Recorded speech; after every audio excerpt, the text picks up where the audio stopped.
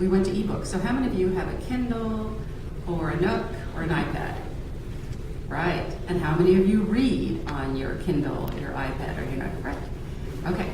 Well, so 2 years ago, we entered into an arrangement with the Elsevier Book Company because they basically said, if you go to ebooks, electronic books, we'll cut the cost of the books. The students over the last 2 years save over $400 in book costs by going digital. And so, as you know, because you hear it all the time in the press about the cost of a higher education, we really take that responsibility seriously. So that was one of the first things we actually did in 2011. And in fact, right before I came here, we were just looking at our bundle, that is the books that the students are going to buy.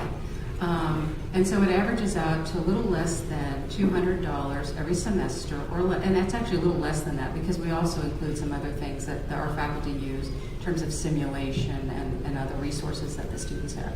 So that's a dramatic change from what it was before. And I will tell you that if you have other deans that come up here, that train has left the station. I mean, more and more schools, it's not just nursing, are going to a digital book.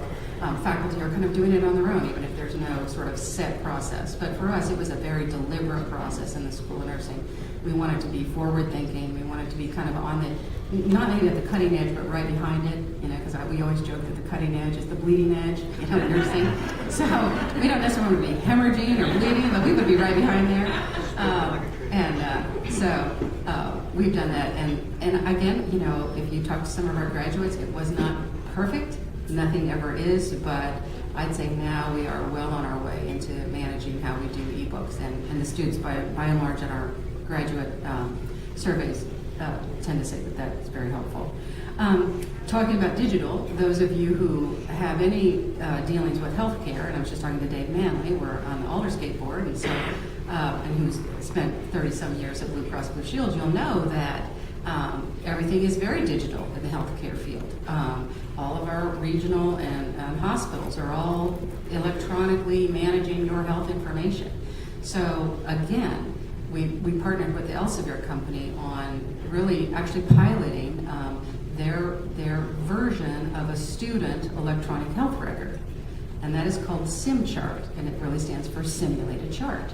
So we've got a group, and I know Laura Seidlinger's out there, and she's on this task force for this year, and we're really going to focus on how we improve our documentation skills of our BSN's students. So we have 4 semesters to really get them up and running so that when they graduate, they hit those clinical settings and they're savvy about managing the health information of those patients that they serve. And that really is novel. There's not a school in Kansas that's a BSN school outside of the University of Kansas, which uses another product called that Cerner makes called PowerChart. We're the only ones using the simulated chart. And again, it's because we know what the expectations are for our graduates getting out, and that is a very important competency to have, and that is to manage the patient's health information carefully and in a quality manner. So the faculty are doing a marvelous job with that. So that's one we've done. If you've been reading the alumni newsletter over the last few years, you're going to know that we have been really busy with something called TAD, which is the Transatlantic Dual Degree Program. And I've got Dr. Hornberger sitting here in the office in the setting here, and Cindy was one of the major writers of that particular grant. And it really put the School of Nursing on the map in a very positive way because we're the second school ever to be funded by the Department of Education for a dual degree program. So what we've been up to over the last 4 years is we've been transferring students. Some of our students go to Europe, some of Europe's students come here. And at this fall, we're going to send our last group of 7.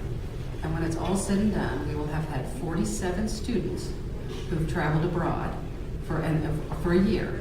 So 24, well, just slightly, one shy of 24 from Europe and 24 from Washburn.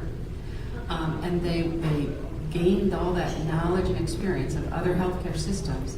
And not only do they do that, but when they get back, they're eligible for 2 bachelor's degrees, one from Washburn and one from one of the European universities. So if you think about it, we're spreading the word about the School of Nursing abroad in a very positive way because there's going to be 24 individuals